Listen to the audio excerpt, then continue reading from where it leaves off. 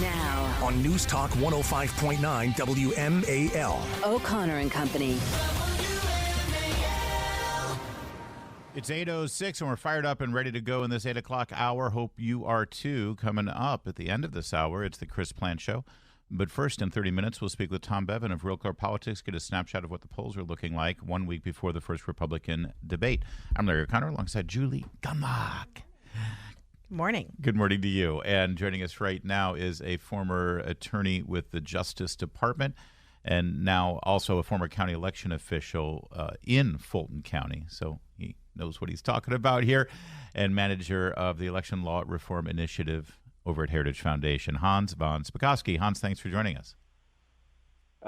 Julie, Larry, thanks for having me on this morning. So you were an actual county election official in Fulton County. Wow. That's right. So I'm very familiar with that courthouse, and unfortunately, I'm very familiar with Fannie Willis. So do tell, what the heck is going on down there? Well, I'll tell you.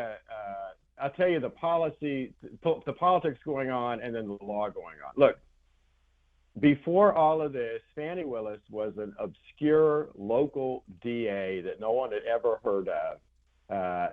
She sees this indictment as her political ticket to national prominence with her party, which is why she has filed one of the most outrageous, spurious indictments I have ever read. And I've been practicing law now for almost 4 decades. I'm very familiar with Georgia law because I'm licensed to practice down there. Like I said, I've been an election official. And what she has done is strung together all of these perfectly legal actions, public speeches given by Donald Trump and others, tweets given by Donald Trump and others, and suddenly says, oh, no, those were all unlawful acts in furtherance of a conspiracy to overturn the 2020 election.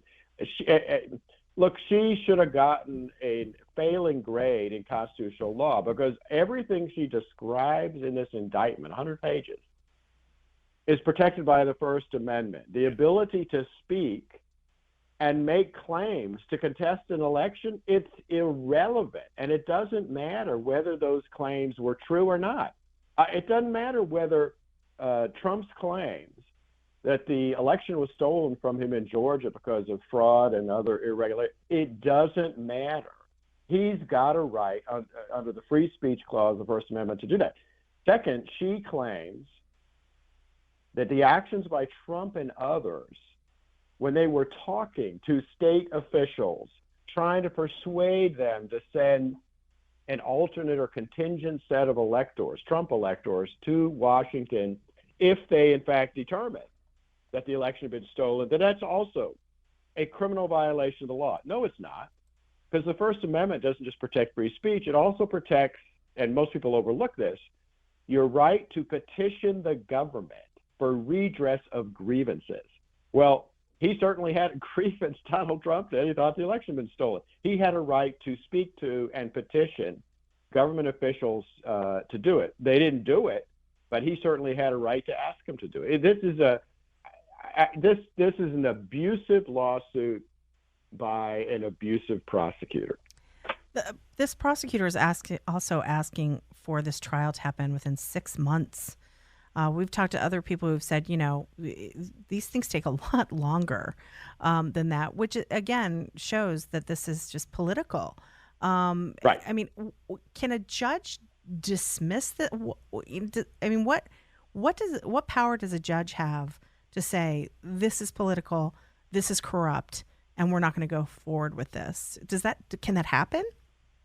It can happen, and what the defendants ought to do. And by the way, it's Donald Trump and 18 other defendants, including his lawyers. Yeah. Which is an unbelievable attack on our legal system to go after lawyers. Why? Because they were doing what they're supposed to do. Yes, they should file a motion to dismiss saying that this prosecutor is violating their First Amendment rights. Mm-hmm. A smart judge, a nonpartisan judge, would grant that dismissal I don't think you're going to get that in Fulton County, which is the other thing, the other reason why Fani Willis is doing what she's doing. This is an overwhelmingly Democratic county. The county government is controlled by Democrats, and she is counting on the fact that she can get whatever she wants from the court, and she can get a guilty plea from a Fulton County jury, no matter that she has neither the facts nor the law on her side. Yeah. So, Hans, what do you think? I mean, this is all extraordinary, by the way. And also, President Trump's team is saying, listen, this is going to give us the ability in our defense to actually show what went wrong in Fulton County, get, evidence, have our day in court about the rigged election that we've never been able to have. Is that the right approach? And based on your observation, knowing Fulton County election systems as well as you do, is that the right way to go? Do they have a point? Do they have a case? Because I've seen videos that sure make it look like they counted mail-in ballots over and over and over again. Well, I think it should be a two-part strategy, actually a three-part strategy. One is to get the case dismissed, as I've said, based on the fact that this local DA is violating the First Amendment rights. The second part of the strategy, if that doesn't get granted, is to also, by the way, move for a change of venue out of Fulton County into some other county in the state. But yeah, the second part is to show that all the claims that Fani Willis says were false about what happened in the election, put up evidence showing that she is wrong. I also think, and I haven't heard anybody talk about this, frankly, I think the defendants ought to band together and file a separate lawsuit in federal court under a statute. It's a civil rights statute. It's 42 U.S.C. 1983, and it bars state officials from acting in a way that denies defendants their constitutional rights.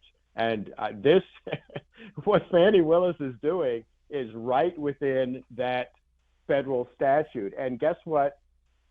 The sovereign immunity that prosecutors normally have, that doesn't apply with this civil rights statute. Interesting. Interesting. One other question on this. She's suggesting that she wants to try all of these defendants at once in the same trial. What kind of circus does that sound like to you? And I mean, what would this look like? What kind of timeline does this look like? This is going to drag out for years, isn't it?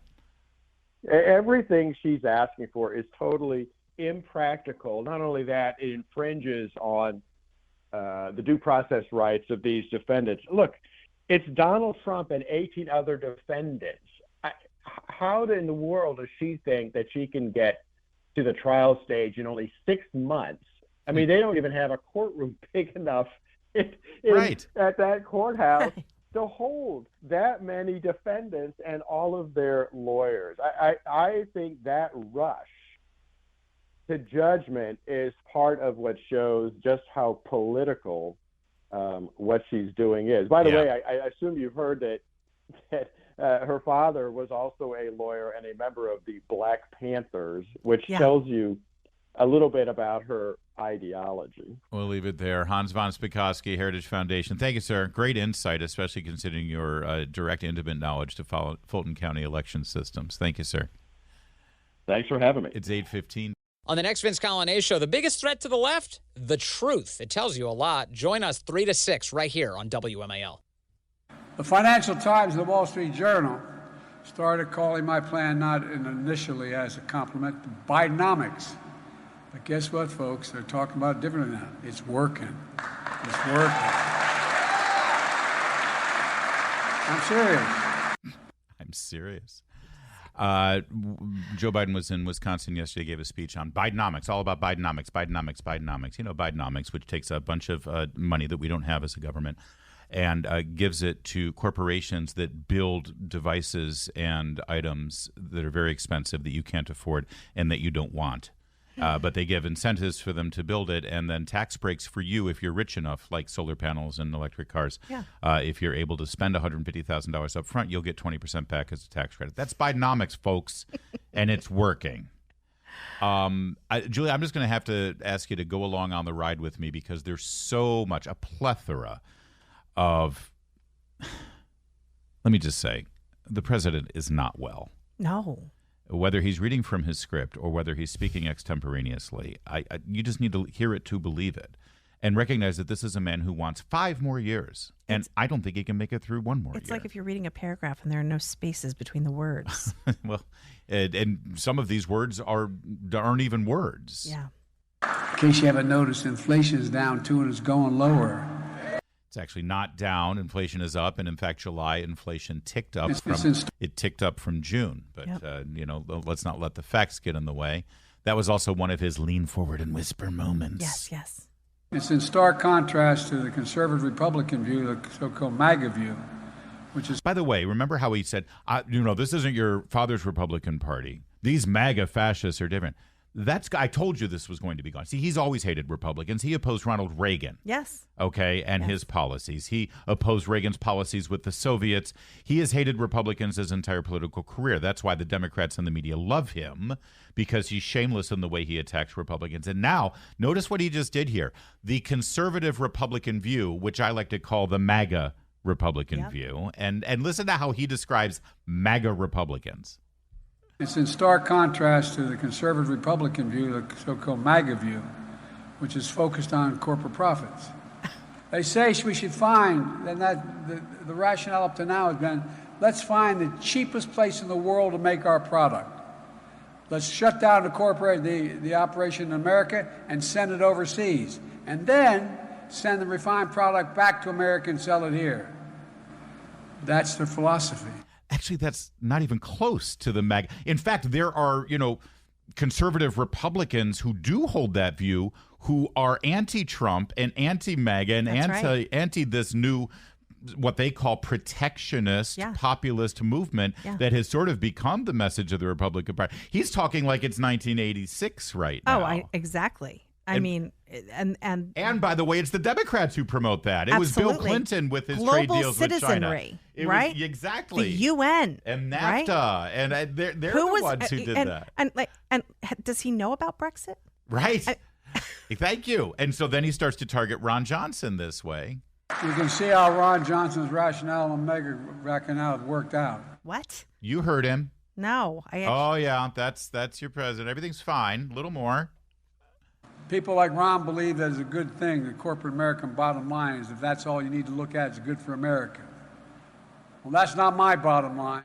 So again, they're the party that is beholden to corporate America right now, and Ron Johnson's the last person who cares about that. It's hilarious. And again, he's going off script and here. I also love that corporate America has been under attack. I mean, the conservatives, because of the ESG rules and all this kind of woke crap coming out of corporations. Yes, we're definitely the party of big corporations. Give me a break. By the way, do you want more whisper?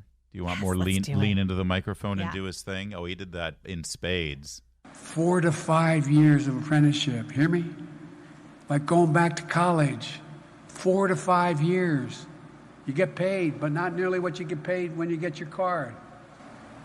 You got to talk more about what you do, what it takes to get it done. It's like a shower voice. And you can't follow any of it. It's incoherent. The president is not well at all. Here, you know how he loves talking about 7-Elevens and how they're all owned by Indian Americans, and you can't understand what they're, because he's racist.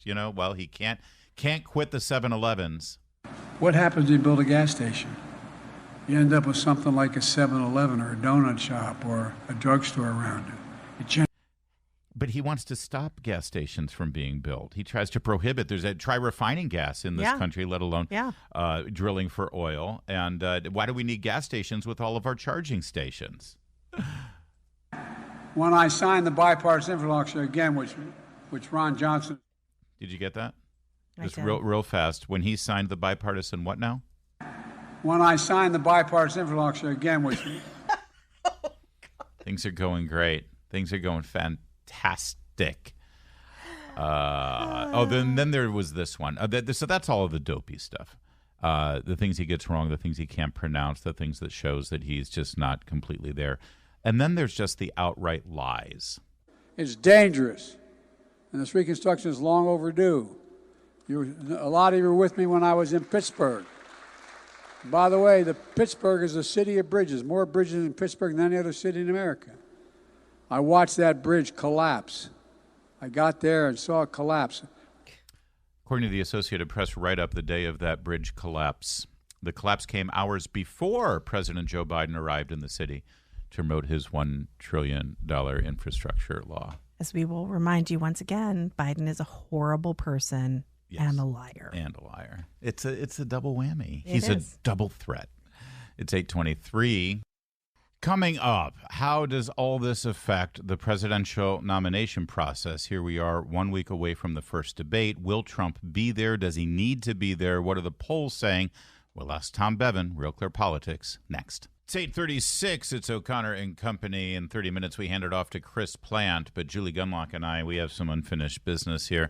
Let's get to the politics of it all. We've talked about the legal wrangling. We've talked about the Biden scandals. We've talked about the special counsel. We've talked about the indictments, the latest of Donald Trump. So how are people going to vote? Well, let's see what the polls say. Tom Bevan is the co-founder and president of Real Clear Politics, and he joins us now. Boy, this is your time to shine, Tom. Things must be pretty busy there on the site. Oh, my goodness, Larry. It's good to be with you. I am struck by this latest poll out of New Hampshire, the Emerson poll, where not only is Donald Trump now basically hitting 50% of the likely voters there, but Ron DeSantis now isn't even in second place. Chris Christie is hitting 9%, DeSantis at 8%, Tim Scott at 6%. New Hampshire, I mean, is it too soon to say that it's a done deal? It's not too soon, but obviously, look, somebody, if there is going to be somebody who's going to beat Donald Trump, they're going to have to beat him in one of these two states, Iowa or New Hampshire. I think if he wins both of those, it's going to be overwhelming. And so, you know, again, Emerson's a good pollster. I mean, if you look at our pollster scorecards over the last few cycles, they've been one of the better pollsters. But, you know, their last poll they had was in March, and it didn't include Chris Christie, and it had, DeSantis at 42. I'm sorry, DeSantis at 17, Trump at 58. It didn't include Burgum and some of these others. So, it's hard to tell how much movement there has been in recent times based on this poll. So, but again, it's good news for Trump, but it's bad news for everybody who's trying to be the alternative to Trump, and particularly for Ron DeSantis. I mean, again, a person who was hailed as the guy who probably the only guy at the time who could take down Trump. He's really not done the job. If you look at our national numbers, I mean, at one point he was over 31%.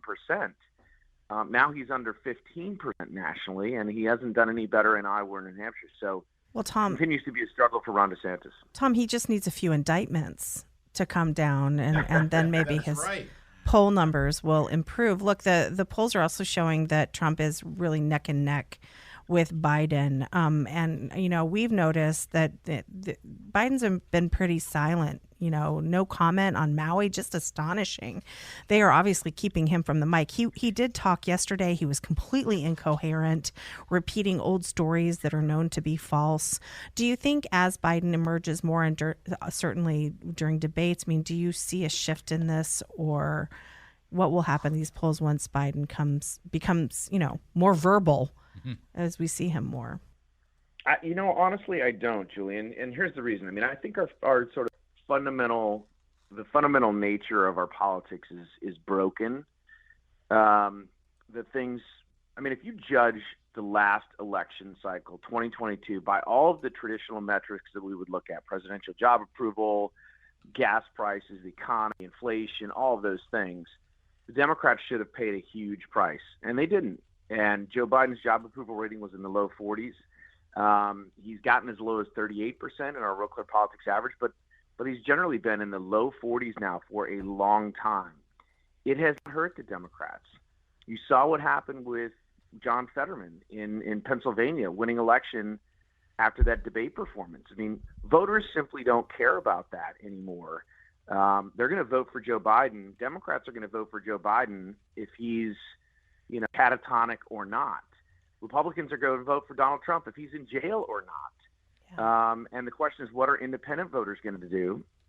And I don't know that we know the answer to that, but it's all going to come down to the same 8 states, and it's going to be a question of not persuasion, not policy, but simply, can you find enough votes? Can you find your voters and get their ballots and get them to the ballot box to get counted in time? And that's what it comes down to nowadays. And honestly, Democrats have done it better over the last couple cycles, and the question is, can Republicans catch up or not? Tom Bevan's our guest, the co-founder of RealClearPolitics. And what do Democrats want right now? You said Democrats will vote for Biden if he's catatonic, but do they even want Biden as their nominee? Yeah. Listen, the polls show Democrats are supporting him. When you look at his job approval, 75, 80, 90% of Democrats still think he's doing a very good job. They like him. Do they have concerns about his mental acuity and age? Yes. Would they like to give him a gold watch and usher him, off the stage and bring somebody else in? Yes. But that doesn't seem to be in the cards as of yet. Maybe it's still possible.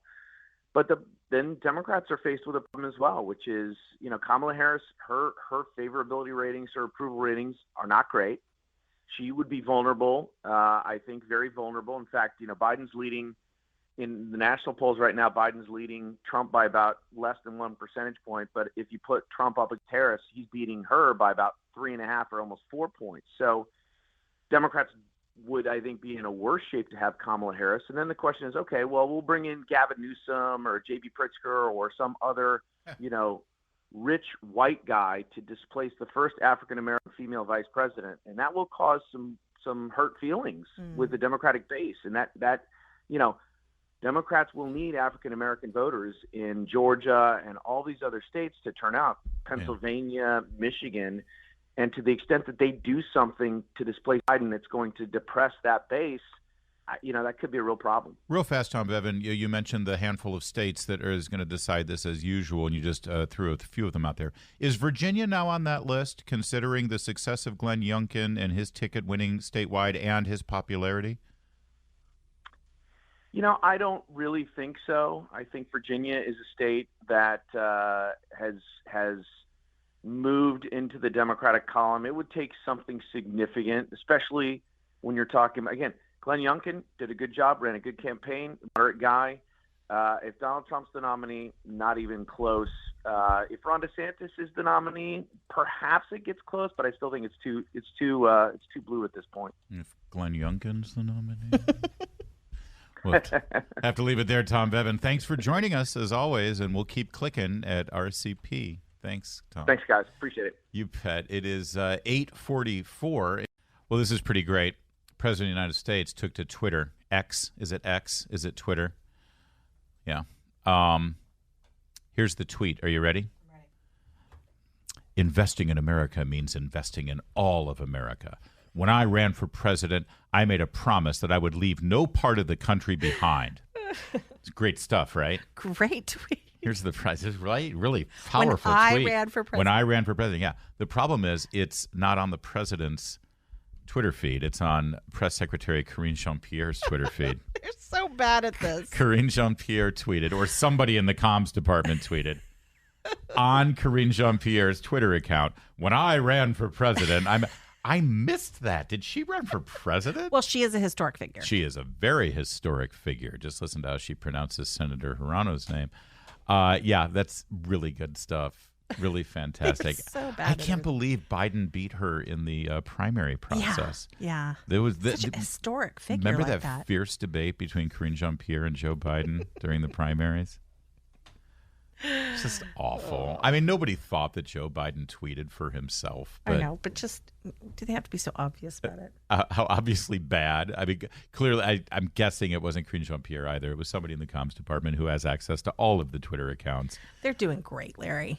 Everything's fine. You know what? The grown-ups are back in charge. That's right. We've brought competency back to the White House. After all. Oh, thank goodness. And no mean tweets, just stupid tweets. Just stupid tweets. That's Karine Jean-Pierre for you when she ran for president.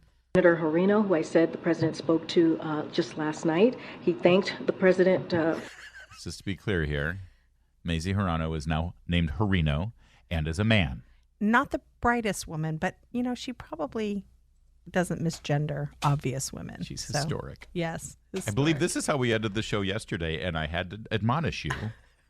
Please do not criticize her. She is a black lesbian. Right. I'm not going to tell you again. Oh, dear. 8:52.